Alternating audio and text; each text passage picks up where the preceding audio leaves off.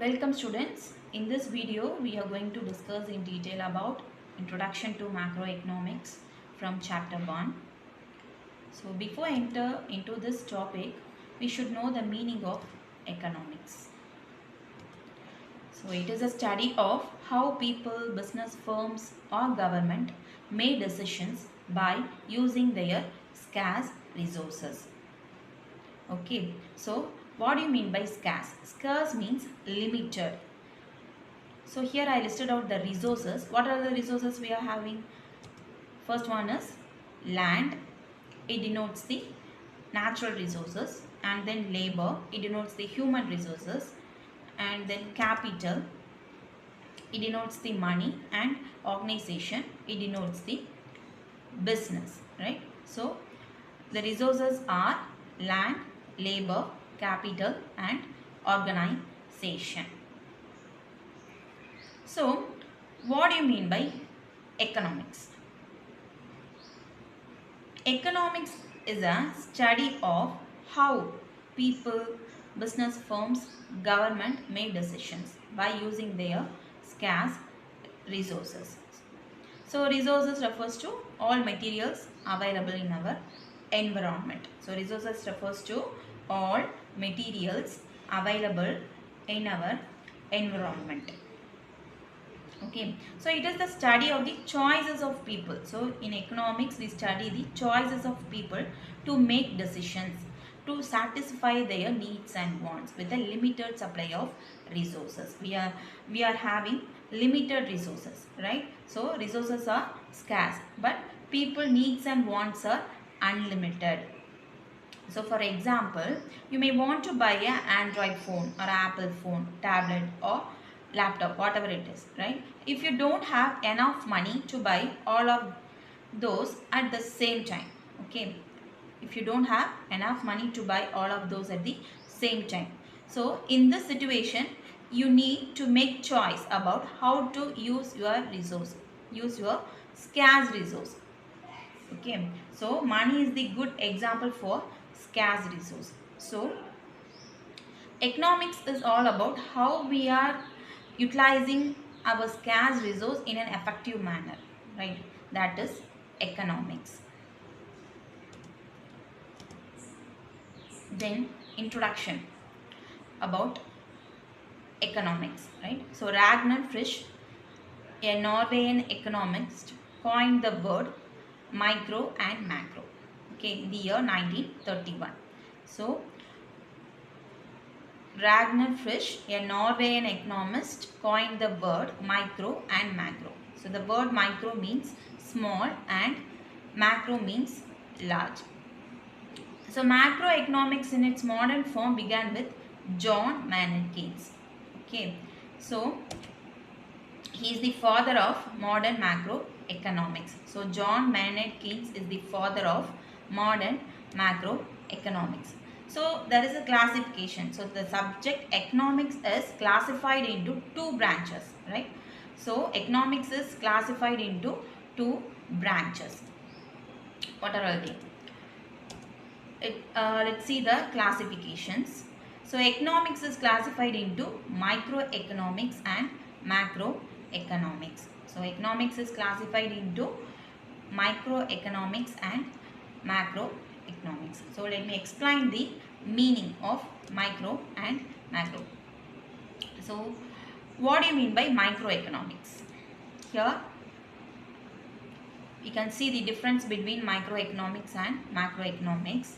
So what do you mean by microeconomics? So it deals with the individual and company's behavior in decision making, right? It deals with individual units, okay, but in macroeconomics it deals with countries' government decision whether to have relationship with other countries like importing and exporting, right? So it studies the single unit. In microeconomics we study the single unit. Let me explain the microeconomics first, okay? So in microeconomics concept we study the single unit of the economy, like individual person's income, like output of a individual firm, wages of the worker. These are all studied in the microeconomics. So already you studied this chapter in your 11th standard. So let me explain again. In microeconomics, we study the activity of an economy in a individual part, right? Not a whole part. So in microeconomics, it deals with the individual unit, right? It deals with the company behavior in decision making. It studies the single unit of the economy, like product, consumer, firms, etc. So it deals with income of the household and output, how much output earned by the firm, and wages of the worker. So in microeconomics, we studied the single unit of the economy, that means product, consumers and firms, right? That means product, consumers and firms. So here we analyze how an individual consumer allocates his income among different products and services to maximize or to satisfy their needs and wants. So in microeconomics, it deals with a individual consumer or individual firm, right? So it also explains how a particular firm decides at what price to sell their products or how much to produce, right? So how to reduce their production cost. So these decisions are taken in microeconomics. So in microeconomics, this concept basically explains how a particular firm or particular person, right, take decision, right? It talks about the individual unit. So let's we see the meaning for macroeconomics. So in macroeconomics, it deals with countries or government decisions, whether to have relationship with other countries like importing and exporting. So it deals with economic activities as a whole. So it target the big section. It studies the whole economic system rather than part of the economy. Okay, so macroeconomics deals with whole economic system, right? So it deals with broad economic aggregates such as national income, total output of a country, unemployment, etc. So in microeconomics, it deals with income of the household, but in macroeconomics, it deals with income of the country. So in a broader way, it sees in a broader way. Okay, so in microeconomics, we analyze the output of a individual firm, but in macroeconomics, it analyzes the total output of the country. So macroeconomics analyzes the total output of the country. Okay, macroeconomics is the study of economy as a whole. So here it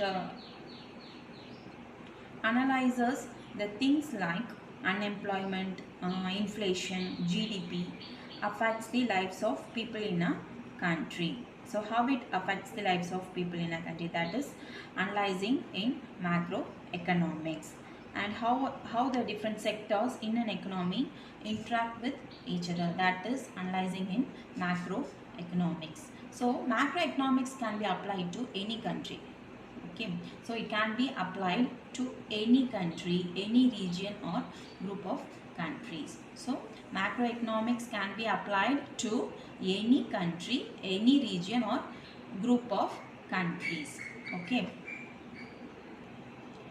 let me give a small introduction to macroeconomics. The word macro derived from the Greek word macros, meaning large. So the word macro derived from the Greek word macros, meaning large.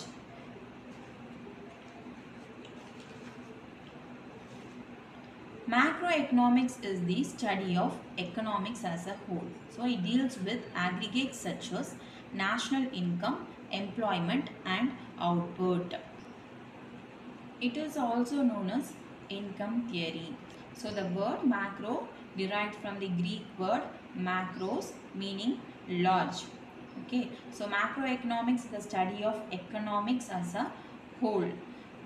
It deals with aggregates such as national income, employment, and output.